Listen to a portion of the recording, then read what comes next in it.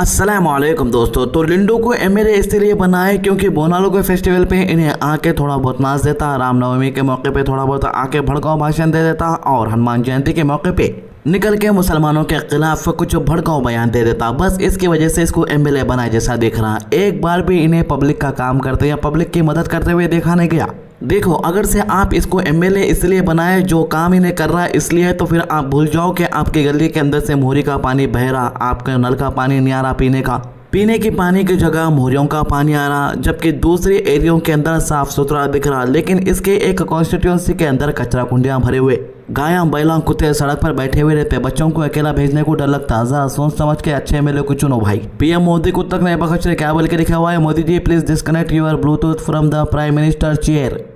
मतलब कि अब वो दिन दूर नहीं जब मोदी जी को अपनी प्राइम मिनिस्टर की कुर्सी छोड़ना पड़ेगा। यहाँ पर एक महिला जिसके हाथ में एक पोस्टर है, लिखा हुआ है धोखेबाज बेवफा। अब ये पढ़ा लिखा जेंजी है, वही दो जेंजी है अपने इंडिया के अंदर। एक ये जेंजी है जो पढ़ा लिखा है, दूसरा जो है बीजेपी का जेंजी है। पढ़े लिखे जेंजी को एक बात ये मालूम हो गई कि अगर से अपन पढ़े लिखे को प्राइम मिनिस्टर बनाएंगे, पढ़े लिखे को चीफ मिनिस्टर बनाएंगे, पढ़े लिखे को एजुकेशन मिनिस्टर बनाएंगे, पेट्रोलियम मिनिस्टर बनाएंगे, ट्रांसपोर्टेशन मिनिस्टर बनाएंगे, तो मुल्क तरक्की करेगा, रोजगार पैदा होगा। लेकिन जैसे आपको पता है कि जिन स्टेट के अंदर बीजेपी की सरकार है वहां पर हजारों गवर्नमेंट स्कूल बंद कर दिए गए। अब आप मेरे को पूछेंगे कि भाई जब स्कूल बंद हो गए तो नौजवान क्या करे? थोड़े नौजवान अपने हैदराबाद को आके काम करे, थोड़े नौजवान दिल्ली को चल जा रहे, थोड़े मुंबई को चल जा रहे। अब जो वहाँ पे बचे हुए हैं वो लोग खाली दिखता ना का डांस करे, सोशल मीडिया पे वीडियो बनाने। कवाड़ यात्रा तो अब ऐसा हो गया कि एक बहुत बड़ा रील्स का अड्डा बन गया समझो। कवाड़ यात्रा के नाम पे हजारों लाखों रील्स अपलोड हो रही डेली।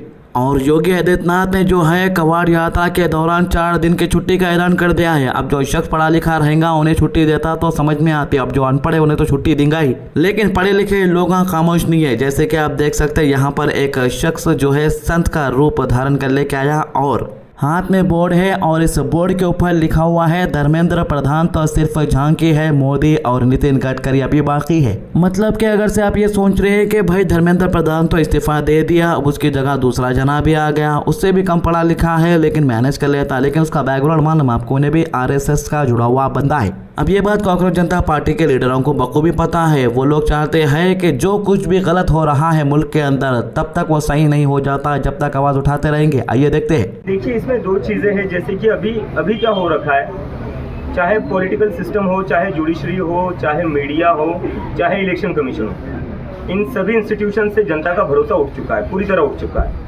और जो हमारे मूवमेंट को सपोर्ट मिला था वो सिर्फ एजुकेशन तक लिमिटेड नहीं रहा था। जैसे जैसे आंदोलन बढ़ा वो इन सारे इंस्टीट्यूशन के ऊपर जो भरोसा कम हुआ है जनता का, वो गुस्सा दिख रहा था, जंतर मंतर पर दिख रहा था।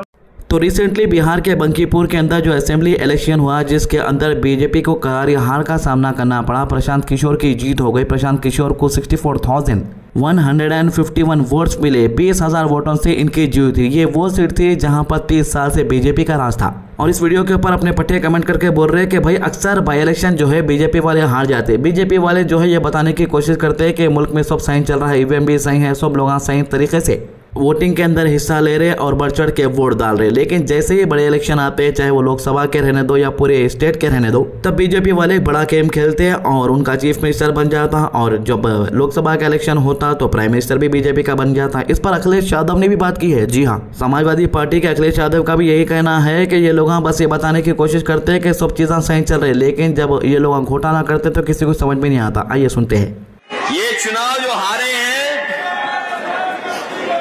ये चुनाव इसलिए जानबूझ करके हारे, ये जनता को चेक करना चाहते थे कि बिना बेईमानी के हम जीत सकते हैं कि नहीं जीत सकते हैं। इसलिए चुनाव हारे हैं। बांकीपुर का चुनाव इसीलिए हारे हैं, इसीलिए हारे दतिया की जो विधानसभा का उपचुनाव था, इन्होंने कोई वो मॉडल नहीं अपनाया जो यूपी और बंगाल में अपनाया था। ये लोग जो चर्चा कर रहे हैं कि अब विपक्षी लोग ईवीएम की बात नहीं करेंगे, ये जनता को धोखा देने के लिए उपचुनाव इन्होंने हारने का काम किया है। तो कॉकरोच जनता पार्टी के एहतजाज के दौरान ये लड़की का वीडियो सोशल मीडिया पे काफी वायरल हुआ था और काफी लोग इस लड़की को फॉलो भी करना शुरू हो गए थे लाखों की तादाद में। दरअसल इस वीडियो की सच्चाई ये है कि पुलिस वाले जो है कई सारे स्टूडेंट को जो है बगैर किसी प्रॉपर वजह बताए डिटेन कर ले जा रहे थे। लड़के ने यही पूछा कि आपके पास क्या वजह है जिसको आप स्टूडेंट को लेकर जा रहे हैं। लड़के ने इन्हें रोक दिया कि कॉन्स्टिट्यूशन के खिलाफ है। यहाँ पर लड़के ने यह बताया कि यह मुल्क अब कॉन्स्टिट्यूशन के हिसाब से चलेगा, मनमर्जी के हिसाब से नहीं चलेगा। लड़की का नाम रिहा आहिर है। लड़की के इस 1 मिनट के वीडियो ने पूरे सोशल मीडिया पर एक तरीके से एक ट्रेंड बना दिया। जो कोई भी हो मुल्क के अंदर उसे कानून के हिसाब से चलना पड़ेगा। यही बात राहुल गांधी को भी पसंद आई। मुंबई बेस्ड मॉडल रिया आहिर को राहुल गांधी के साथ देखा गया और मीडिया से बात करते हुए कल इन्होंने क्या कहा, आइए देखते हैं।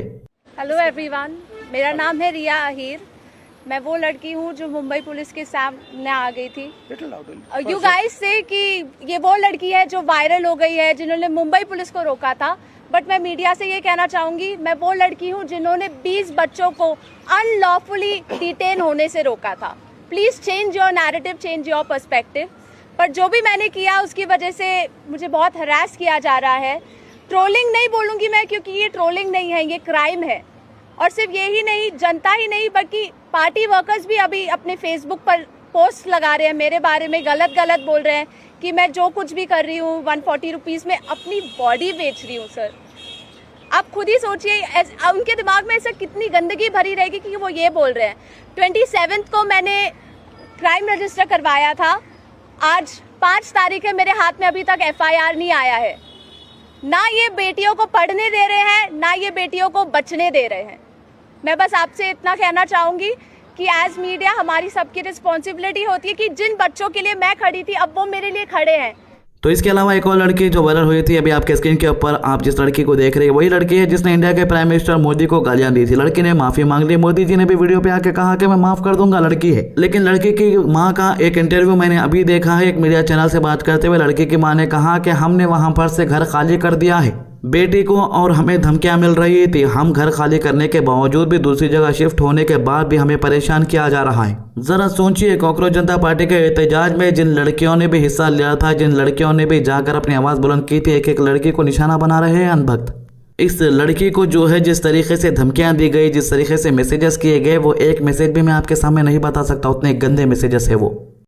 E20 को लेकर अरविंद केजरीवाल की लड़ाई जारी है। अरविंद केजरीवाल E20 को लेकर एक के बाद एक नए खुलासे कर रहे हैं। एक और खुलासा अरविंद केजरीवाल ने किया है। क्या है ये खुलासा, आइए देखते हैं।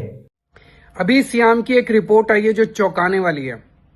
सियाम ने रिपोर्ट दी 28 जुलाई को मोदी सरकार को कि E20 में बहुत ज्यादा क्लोराइड है, बहुत ज्यादा मॉइस्चर है, जिसकी वजह से सारी गाड़ियां खराब हो रही हैं। सियाम क्या है? Society for Indian automobile manufacturers. उन्होंने रिसर्च की। रिसर्च करने के बाद उन्होंने पाया, ऑटोमोबाइल के सारी मैन्युफैक्चरर्स ने मिलके उन्होंने पाया कि क्लोराइड और मॉइस्चर ज्यादा होने की वजह से E20 जो है वो हमारी गाड़ियों को खराब कर रहा है। 28 जुलाई को उन्होंने केंद्र सरकार को रिपोर्ट सौंपी। 4 अगस्त तक केंद्र सरकार ने सियाम पे जबरदस्ती करके वो रिपोर्ट विड्रॉ करा दी। सियाम ने वो रिपोर्ट विड्रॉ कर ली और बोले शायद हमारी रिपोर्ट में कुछ गड़बड़ है, शायद कुछ तथ्यों को दोबारा चेक करने की जरूरत है। तो एक तरह से मोदी सरकार जो है वो जबरदस्ती करके पूरे देश पे E20 थोप रही है। क्यों थोप रही है?